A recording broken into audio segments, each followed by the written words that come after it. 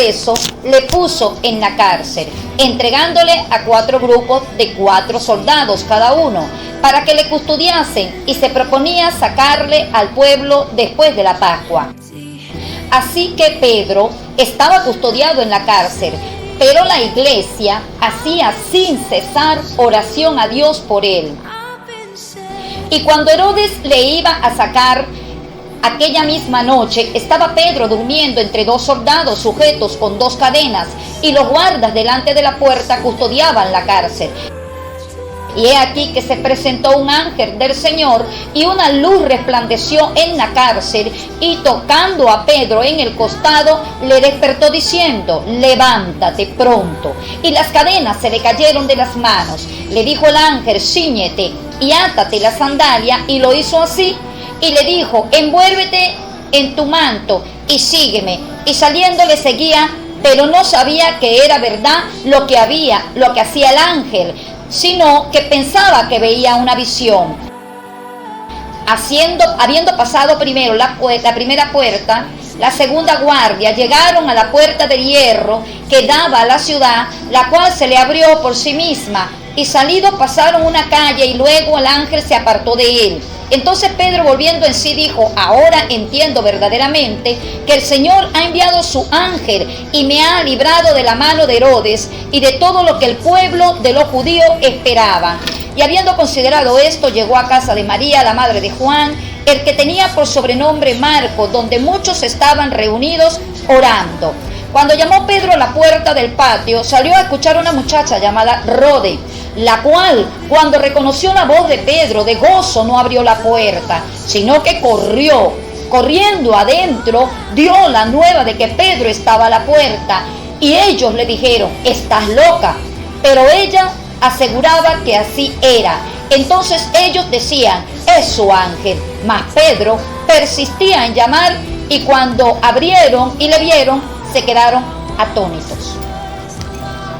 Bien, aquí podemos ver, ¿verdad?, que en muchas ocasiones hay personas, hermanos en Cristo, personas también que se encuentran en muchas circunstancias en la vida, y que es necesario, ¿verdad?, levantar una intercesión delante de la presencia del Señor.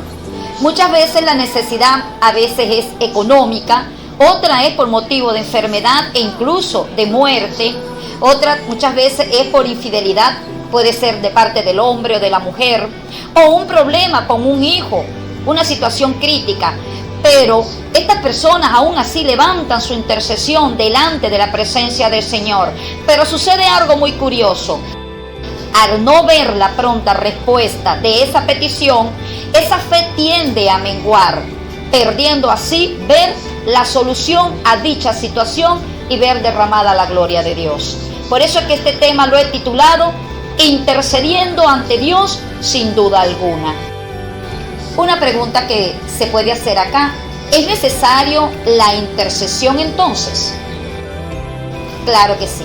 La intercesión demuestra lo que es el amor y la compasión hacia otros en determinada situación. Aquí podemos ver, según este relato bíblico, que hubo una persecución en ese momento, para ese entonces. Por ejemplo, en las Sagradas Escrituras, en el libro de los Hechos, el capítulo 12, del 1 al 3, dice de la siguiente manera: en aquel mismo tiempo el rey Herodes echó mano de algunos de la iglesia para matarlo, y mató a espada a Jacobo, hermano de Juan, y viendo que esto había agradado a los judíos, procedió a prender también a Pedro. Eran entonces los días de los panes sin levadura.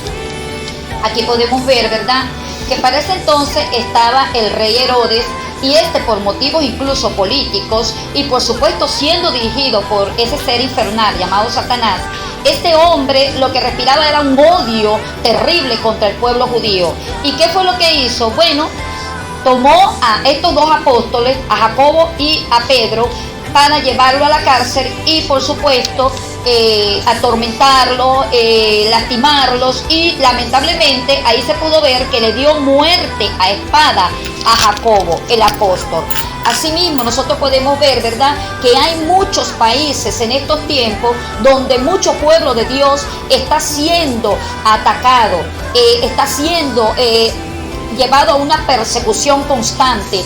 Lamentablemente no les dejan leer su Biblia, lamentablemente no les dejan congregarse en un templo para adorar y alabar a nuestro Dios. Pero ¿qué pasa? En medio de esa situación se puede ver la mano y el mover de Dios. Pedro tuvo esa bendición. ¿Por qué? Porque Dios tenía un propósito.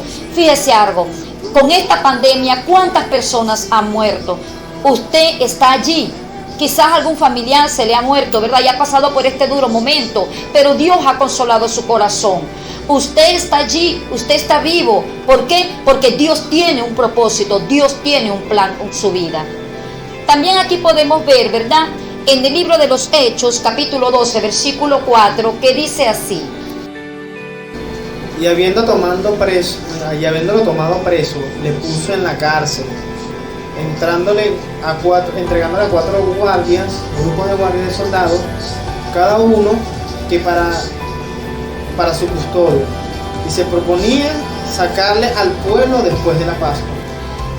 Herodes, él tenía un plan ya trazado, y por supuesto, si ya había matado a Jacobo a espada, lógicamente tendría también la misma mentalidad para con el apóstol Pedro, ¿cierto? Se podría definir así. Pero ¿sabes qué?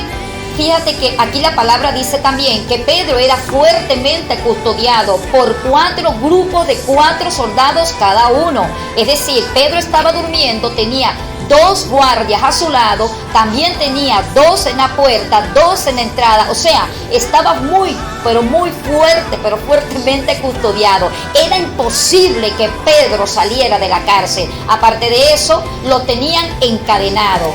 Pero fíjese algo, aquí podemos ver también en el libro de los Hechos, capítulo 12, versículos 5 al 7, que dice de la siguiente manera: así Pedro, que estaba custodiado en la cárcel, pero la iglesia hacía sin cesar oración a Dios por él. Y cuando Herodes le iba a sacar, aquella misma noche estaba Pedro durmiendo entre 2 soldados, sujetos con cadenas. Y los guardas delante de la puerta custodiaban la cárcel. Y he aquí que se presentó un ángel del Señor, y una luz resplandeció en la cárcel. Y tocando a Pedro en el costado, le despertó, diciendo: levántate pronto. Y las cadenas se le cayeron de las manos.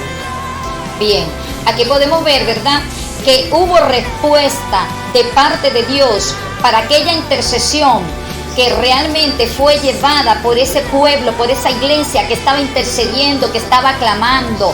Ellos estuvieron en total perseverancia, no desmayaron en su confianza en Dios, y ahí se ve la respuesta de Dios según el libro de los Hechos, capítulo 12, del versículo 8 al 10.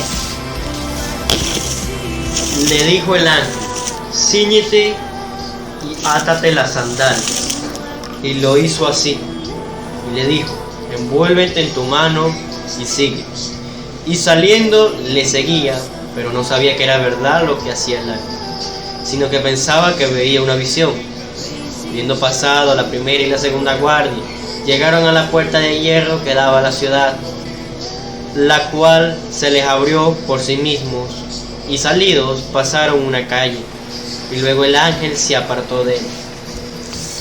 Aquí vemos, ¿verdad?, que hubo una respuesta de Dios a través de la intercesión. También podemos ver, ¿verdad?, en el libro de los Hechos, capítulo 12, versículo 10, lo volvemos a leer. Habiendo pasado la primera y la segunda guardia, llegaron a la puerta de hierro que daba a la ciudad, la cual se les abrió por sí misma, y salidos pasaron una calle, y luego el ángel se apartó de él. Muy bien, fíjate algo. Aquí algo me llamaba a mí la atención. Y digo yo, ¿verdad? Es mi criterio propio, ¿verdad? Que fíjate que la palabra de Dios dice que el ángel se apartó de Pedro. La pregunta es, Si el ángel llevó a Pedro y lo llevó a cruzar la primera calle, ¿por qué el ángel no lo llevó hasta su hogar? ¿Por qué el ángel, a sabiendas de la situación crítica, porque habían guardias que estaban allí pendientes y ya se debieron haber dado cuenta de que Pedro no estaba en la cárcel? Entonces, ¿por qué el ángel no acompañó a Pedro hasta su casa? Aquí, según mi criterio, puedo deducir, ¿verdad? Que, fíjate algo, hay cosas que Dios se glorifica, que Dios te ayuda. ¿Cómo qué? Como romper esas cadenas. Pedro no lo podía hacer. Como salir de la custodia de esos ángeles, de esos guardias, ¿cierto? Pues el ángel le dijo, cíñete, obedece, ven. Y Pedro lo que hizo fue seguirlo. ¿Qué pasó? Ahí se puede ver el mover de Dios en lo imposible, pero de lo posible tenemos nosotros que encargarnos. No podemos dejarle todo a Dios, ¿cierto? A veces no tenemos un empleo, algo tan sencillo. Señor, dame un empleo. Señor, dame un empleo. Y está como el que dice, quiero un empleo, pero cuando me lo consiguen no quiero el empleo. No quiero salir a buscarlo. Ajá, necesitas empleo, pero ¿estás saliendo? ¿Estás buscándolo? No, ¿verdad? Entonces, ¿cómo pretendes ver la gloria de Dios? Otro punto muy importante también es que se dice, ¿verdad? Hay cosas que tú puedes hacer y Dios se encarga de lo imposible.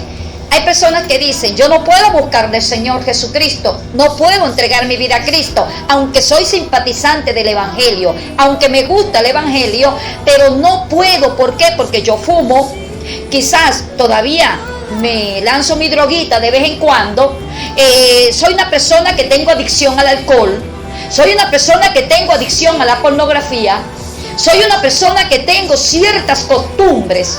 Entonces no puedo en este momento aceptar al Señor. Permíteme decirte, amigo o amiga que me estás escuchando en este momento, deja que Dios haga lo que va a hacer en tu vida.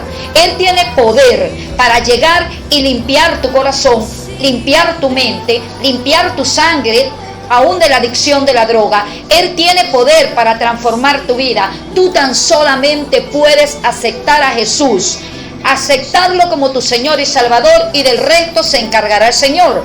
También tenemos otra cosa aquí que dice, el creyente debe interceder ante Dios sin dudar. Veamos lo que dice Hechos 12 del 11 al 16. Entonces Pedro, volviendo en sí, dijo, ahora entiendo verdaderamente que el Señor ha enviado su ángel y me ha librado de la mano de Herodes y de todo lo que el pueblo de los judíos esperaba. Y habiendo considerado esto, llegó a casa de María, la madre de Juan, el que tenía por sobrenombre Marcos, donde muchos estaban reunidos orando. Cuando llamó Pedro a la puerta del patio, salió a escuchar a una muchacha llamada Rona, la cual reconoció la voz de Pedro. De gozo no abrió la puerta, sino que corriendo adentro dio la nueva de que Pedro estaba en la puerta. Y ellos le dijeron, estás loca. Pero ella aseguraba que sí era. Entonces ellos decían, es un ángel. Mas Pedro persistía en llamar, y cuando abrieron les vieron y se quedaron atónitos. Aquí podemos ver, ¿verdad?, que en el momento que esta joven llamada Rode, ella sale a la puerta corriendo, cuando escucha la voz de Pedro, ella sale y de una vez se devolvió, no le abrió a Pedro, y fue y dio el anuncio de los cristianos que estaban levantando una intercesión por Pedro. Pero en este momento podemos ver, según las Sagradas Escrituras, que ellos dijeron, estás loca. Ahora la pregunta es, si le estamos pidiendo a Dios por algo, por una petición, entonces ¿cabría ahí la duda? No, ¿verdad? Cuando nosotros intercedemos delante del Padre, tenemos que llevar la palabra a lo que dice Hebreos 11, versículo 1, que nos dice que es pues la fe, la certeza de lo que se espera, la convicción de lo que no se ve, que aunque no veamos ese milagro tan anhelado, esa petición ya realizada como hecho, debemos mantener nuestra confianza en el Señor, porque el tiempo de Dios es perfecto. Amigo que me escuchas, si realmente quieres ser oído por Dios, Es necesario que sea quitado eso que te estorba, que impide, y eso es el pecado. La palabra de Dios dice en Romanos 10, versículo 9, dice que si confesares con tu boca que Jesús es el Señor y creyeres en tu corazón que Dios le levantó de los muertos, serás salvo. Y en el versículo 10 dice: porque con el corazón se cree para justicia, pero con la boca se confiesa para salvación. Si el Padre, te pregunto, si el Padre Celestial en este momento te dijera: ¿te gustaría aceptar al Señor Jesucristo como tu único y suficiente Salvador? ¿Qué le dirías? Escucha bien. La voluntad del Padre Celestial es que todo ser humano reconozca que ha pecado contra Dios y que está apartado de Dios. Hay un estorbo en tu oración, en tu intercesión, en tu clamor, y se llama pecado. Y esa sangre que Cristo derramó en aquella cruz es la única que te va a limpiar de todo pecado. Cristo tomó tu lugar, el mío y el de todo el que hemos cometido pecado, en la cruz del Calvario. Te pregunto, ¿qué vas a hacer tú ahora? Si quieres hacer esta oración, aceptando a Jesús como tu Señor y Salvador, repite conmigo: Señor Jesús, te pido perdón por los pecados que yo he cometido. Yo te acepto como mi Señor y Salvador y te ruego que inscribas mi nombre en el libro de la vida y ayúdame a perseverar en tu santo y bendito evangelio, en el nombre de Jesús. Amén. Recuerda, Cristo está a la puerta.